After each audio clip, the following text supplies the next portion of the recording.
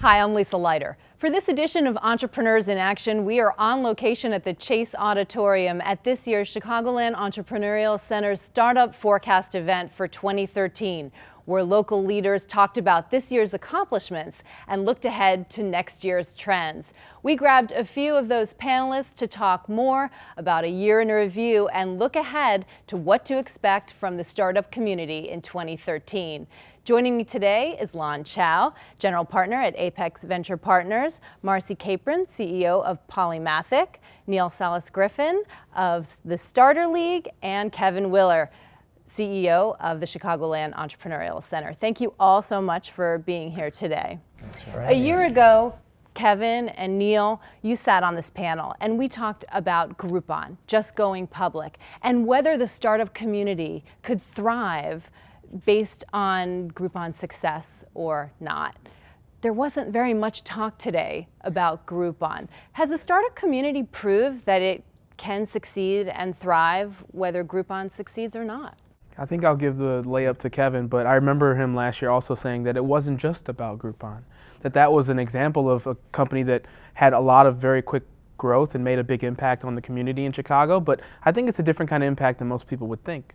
A lot of innovation, a lot of talented people have come out of a large company like that being in Chicago, and now with its success, there's all these brilliant minds that have been attracted to Chicago that are now starting companies and joining other companies to help out as technologists and beyond. So I'm sure Kevin's words were wise then, even wiser now in relation to that. Well, and I think we also got to remember what came out of Groupon was Lightbank, right, in many ways, right? This venture investment firm that has made a lot of investments in early stage technology companies in Chicago. We've also seen great civic initiatives like Chicago Ideas Week come out of that, which is really bringing together a lot of great people. So a lot has come out of Groupon, but I think this community was already coming together from the developers and the technologists and the entrepreneurs and the venture capitalists and the angels and the corporate support and the support from the mayor's office and the governor's office. You know, really was coming together, and Groupon kind of put a spotlight on it. And now this year we've really proven that it's more than just Groupon. Groupon's incredible, but you know, we have Grubhub and BrightTag and Braintree and Sitter City and all these other great companies coming out of here. So it's not just about one company, it's about a community.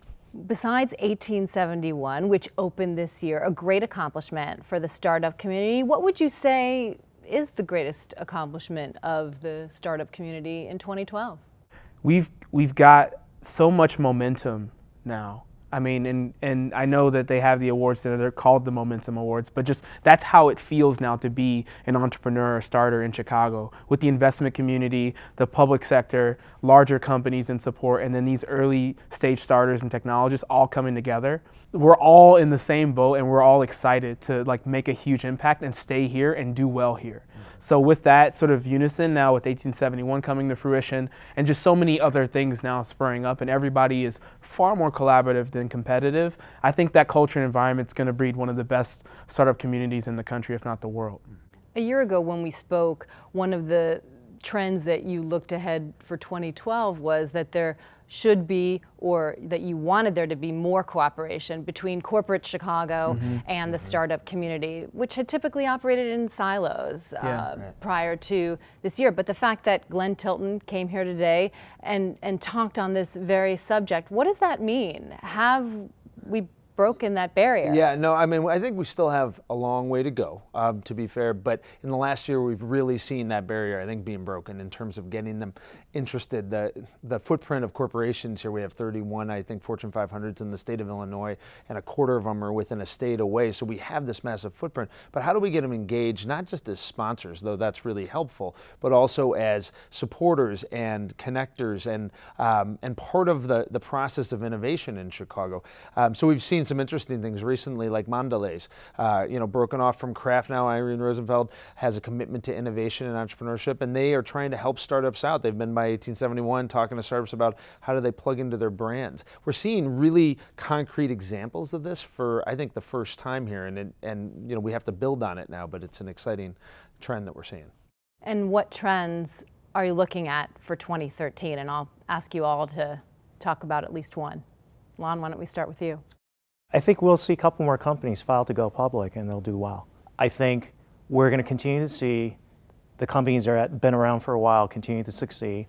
precisely because of the things that we talked about. The entrepreneurs here are very practical. They're focused on building the business. They're less concerned about the hype and kind of being liked or being famous. And I just think that next year we're going to have companies raising money and also going public or getting acquired, and that's going to be really, really good for this community. Do you think Groupon stock plummeting so much will discourage some companies from going public?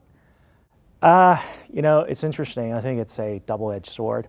I think Groupon has its own set of issues. I think the companies that we're talking about or I'm alluding to, I think they're not quite in the same category. I think they didn't raise $1 billion and have a majority of that money go out the door in secondary purchases. So that's a little bit different. Okay. Marcy? The revenue numbers for 2013 are going to be really, really interesting. And that's something that I feel like other startup communities, you know, if I were to go to the Valley and be like, so what's your actual like gross revenue number? People would be like, did you really just ask me that?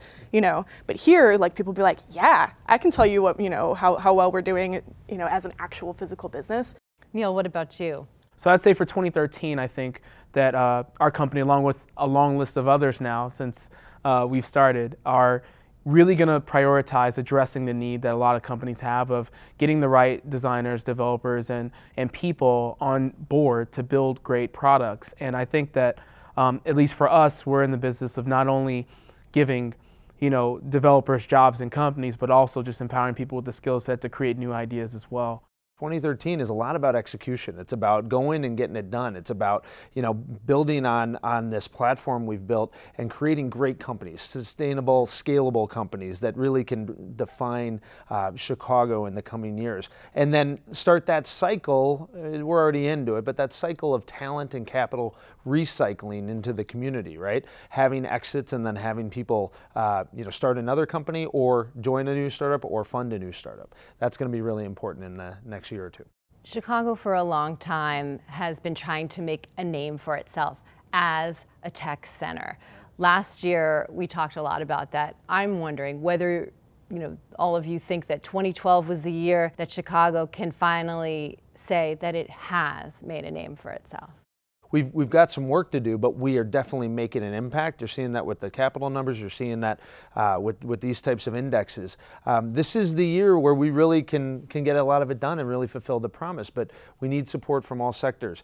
Honestly, we're comfortable in our own skin. We're in Chicago and we're enjoying building great businesses. I really agree with Lon about it's not about the hype. We're just about solving real problems for people. And as we do that, if people want to appreciate that or laud the fact that this city is a wonderful example for how a community can come together and do great work, that's fine. But really our focus is on building great businesses and letting the work speak for itself. Thank you all so much for your great insights for 2013. We appreciate it. And that's this edition of Entrepreneurs in Action. Be sure to check out all of my Entrepreneurs in Action profiles at chicagobusiness.com/EIA. Thanks for watching. I'm Lisa Leiter.